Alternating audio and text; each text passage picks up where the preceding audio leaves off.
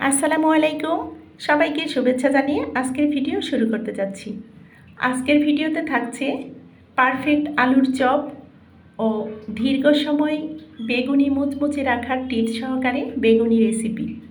কিভাবে এই দুটো পারফেক্টভাবে সহজেই তৈরি করা যায় সেটাই আপনাদের সঙ্গে শেয়ার করতে যাচ্ছি। আশা করি আজ আপনাদের দুটো রেসিপি ভালো লাগবে। তাহলে চলুন দেখি এই সুস্বাদু ও পারফেক্ট দুটো রেসিপির মূল প্রস্তুত প্রণালীতে চলে যাই।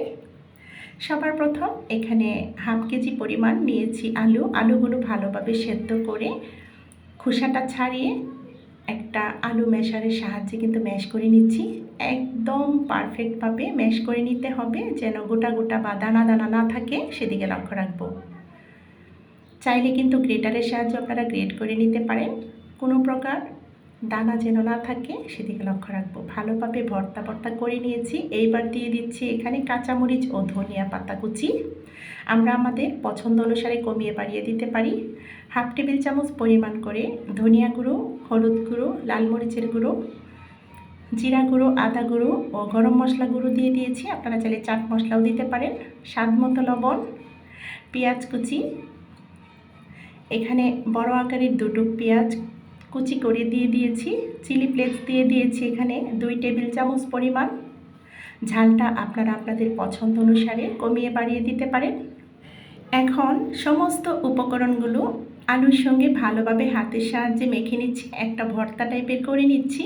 পারফেক্টভাবে যেন সমস্ত উপকরণগুলো মিশে যায় সেদিকে লক্ষ্য রাখবো। সমস্ত উপকরণগুলো ভালোভাবে মেশানো হয়ে যাবার পর এইবার দেখতে পাচ্ছেন হাতে মুষ্টিবদ্ধভাবে আমি কিছুটা আলু ভর্তা দলা পাকিয়ে নিচ্ছি। এক হাতে সম্ভব না, তাই আমরা 2 হাতের তালুতে একটু গোল করে নিয়ে তারপর একটু চ্যাপটা করে দেব। হালকা করে প্রেস করে দিলেই হয়ে যাবে আলুর চপগুলো।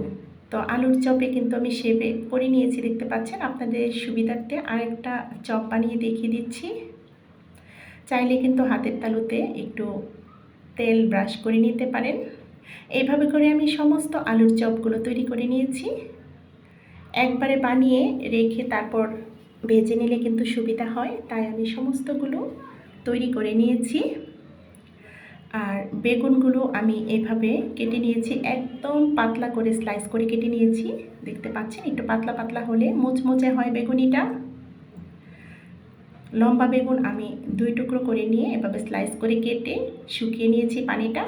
এখন নিয়েছি এখানে 1 কাপ পরিমাণ বেসন, হাফ কাপ পরিমাণ ময়দা, হাফ কাপ পরিমাণ চালের গুঁড়ো দিয়ে এখানে একটু সয়াবিন তেল দিয়েছি। আর হাফ টেবিল চামচের চেয়ে তো কিছুটা কম হবে করে দিয়ে দিয়েছি লাল মরিচের গুঁড়ো, হলুদ গুঁড়ো,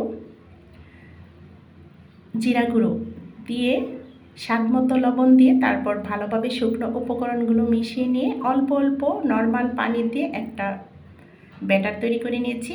পারফেক্ট একটা ব্যাটার তৈরি করে নিতে হবে। হ্যান্ড উইক্সের সাহায্যে আমি ভালোভাবে এটা ব্যাটারটা তৈরি করে নিয়েছি, আপনারা চাইলে হাতেও করে নিতে পারেন। এবার সব শেষে দিয়ে দিচ্ছি এখানে 2 চা চামচ পরিমাণ খাবার সোডা। এটা আমরা শেষে দিতে চেষ্টা করব। আর এখানে তেল দেওয়ার মানে হচ্ছে মুচমুচে থাকে, চালের গুঁড়োটাও কিন্তু মুচমুচে রাখতে সাহায্য করে। আর তেলটা কিন্তু কম অ্যাবসর্ব করবে তেলটা যদি আমরা আগে দিয়ে নিই ব্যাটারটাতে।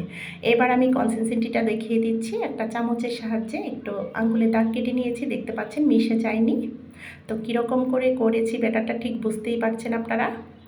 এবার কিন্তু বেগুনের যে স্লাইসগুলো অবশ্যই আমরা পানিটা ভালোভাবে শুকিয়ে নিতে চেষ্টা করব।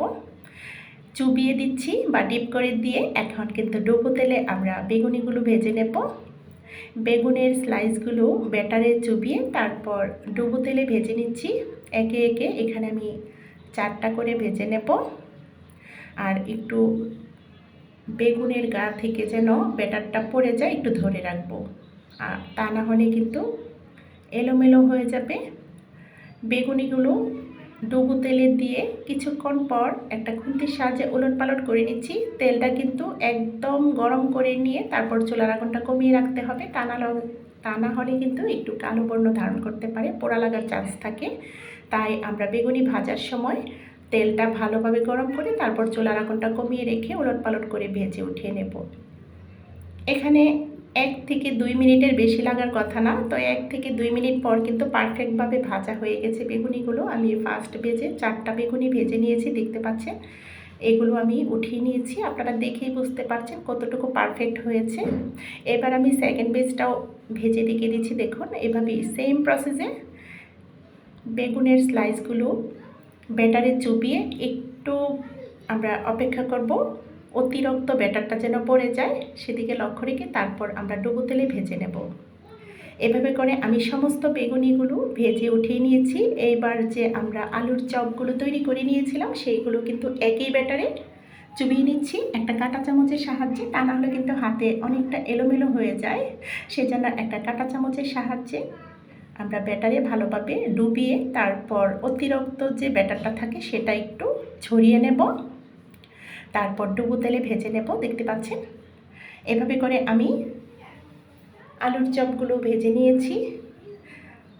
বেগুনি ও আলুর চপের ব্যাটার কিন্তু একটাই থাকবে, সেজন্য আমি দুটো রেসিপি একসঙ্গেই দেখানোর চেষ্টা করেছি।